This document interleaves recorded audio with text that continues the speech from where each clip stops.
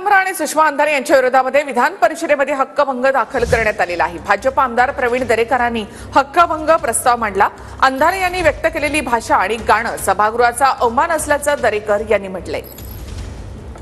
श्रीमती सुषमा अंधारे यांनी प्रस्तुत प्रकरणी भाष्य करताना व्यक्त केलेली खालच्या पातळीवरील भाषा एक प्रकारे सभागृहाचा अवमान आहे।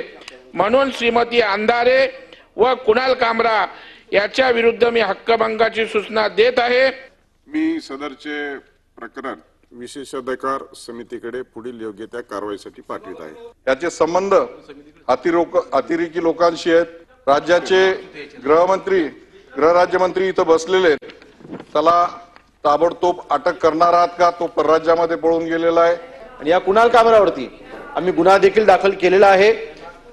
मी काल सांगितल्याप्रमाणे हा देशाच्या कुठल्याही बिळामध्ये लपलेला असला तर सुद्धा ह्याला शोधून त्याला अटक केली जाईल। माझ्यावर हक्कभंग प्रस्ताव आणण्यासारखं मी असं कोणतं विभत्स कृत्य केलेलं आहे?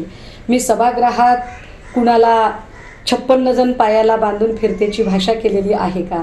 सभागृहातल्या कुठल्याही सदस्याला मी एकेरी उल्लेख केलेले आहेत का? सभागृहातल्या कुठल्याही सदस्याचा अवमान होईल अशा भाषेत त्यांना अर्वाच्य शिवीगाळ केलेली आहे का? किंवा सभागृहाबद्दल काही खोटी माहिती मी पुरवलेली आहे का? हे मला एकदा कळायला हवे।